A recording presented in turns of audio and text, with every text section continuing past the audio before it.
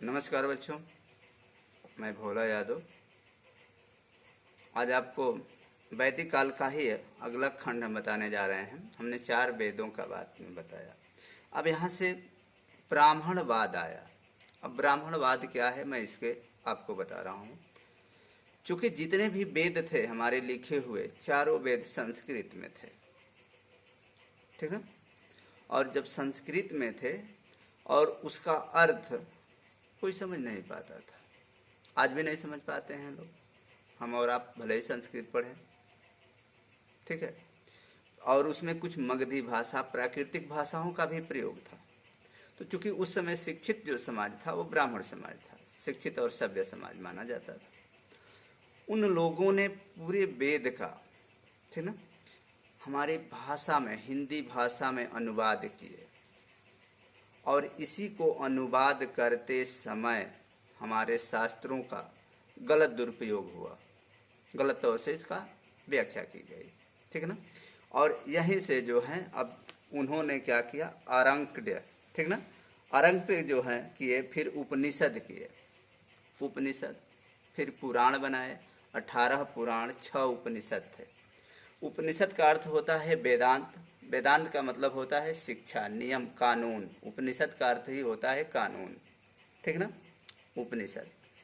और उसी कानून के तहत स्मृति बने, ठीक ना। और स्मृति का अर्थ बना कानून। और उसी में जो है तरह तरह की कानूनें बनी, जैसे मनु स्मृति, ठीक ना। 18 पुराण, इन सभी पुराणों में अपने अपने अपने विचारों का मंथगढ़ंत किया गया। और इसको मंथगढ़ंत भी नहीं कहा जा सकता है, इसलिए कि उसमें कोई विज्ञान का तथ्य नहीं था। विज्ञान इतना हमारा डेवलप नहीं था, विकसित नहीं था। और विज्ञान के इतना विकसित न होने के कारण जो हमारे मनुष्य बुद्धिजीवियों ने जो कहते थे, लिखते थे, उसमें कुछ न कुछ हमें जीने का तौर तरीका झलकता था, समाज को संगठित करने का तरीका झलकता था। इसलिए वह चीज़ें वैध थी और मान्य भी थी, ठीक है। तो इस तरह से उन लोगों ने उसमें तरह तरह की चीज़ें किया, ठीक ना। स्मृतियाँ मनी, मनु स्मृति में शिक्षा से समाज को वंचित किया गया। वह चीज़, हम उस चीज़ का विरोध नहीं, ये नहीं कहते कि वो चीज़ गलत है, वह चीज़ सही थी, सही थी, लेकिन आज सही नहीं है। आज जिस तरह से, अगर कहने का मतलब है कि अभी कोरोना काल आया, हम उस शिक्षा को आज आधुनिक समय से जोड़ना चाहते हैं कि आज भी उस मानसिकता के लोग जो हैं हमारे देश में हैं, ठीक है। अभी कोरोना काल आया, किसी ने कहा कि गोमूत्र से कोरोना भाग जाएगा। तरह तरह की हमारी औषधि के तहत हैं, तुलसी औषधि है, नींब हैं, हर चीज़ें हैं।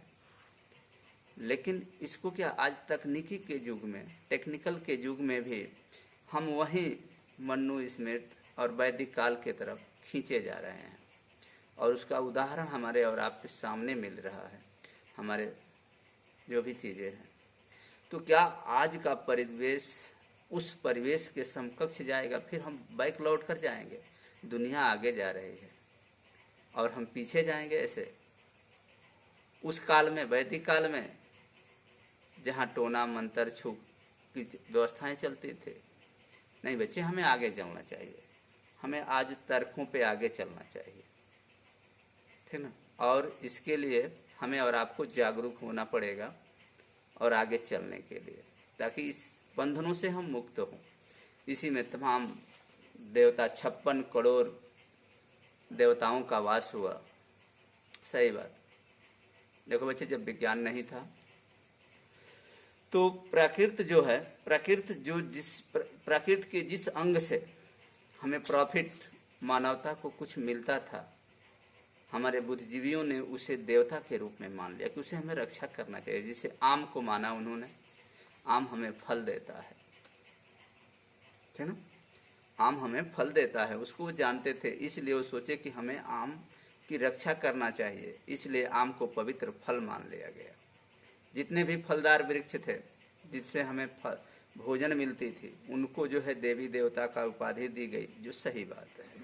आज अन्न हो रहा है। आज से 50 साल पहले हिंदुस्तान के लोग बर और पीपर के गोदा खाया करते थे, खा करके अपने जीवन निर्वाह करते थे, ठीक ना। इसलिए उनको श्रेष्ठ माना गया। जो पौधे हमारी सुंदरता के लिए थे उनको श्रेष्ठ माना गया। जो पौधे हमारे प्रकृति को शुद्ध करते थे उनको, जैसे तुलसी, नीम का पेड़, ठीक ना, इसको माना गया। तो यह सब चीज़ें जो हैं हमारे उपनिषद में स्मृति के रूप में जो, ठीक ना, इसके बाद से भी तमाम चीज़ें हमारी इसमें आई, कमियां आई और हम उसी में जकड़ते गए और उसी को हमारे बुद्धिजीवियों ने आज कहते हैं ब्राह्मणवाद। सही बात है, ब्राह्मणवाद उसका बहुत बड़ा मिसयूज किया और उस मिसयूज से क्या हुआ कि लोगों में संदेश गया, लोग धीरे धीरे जगे, लेकिन आज भी हमारे लोग उतने नहीं जगे हैं जितना कि हमें जगना चाहिए।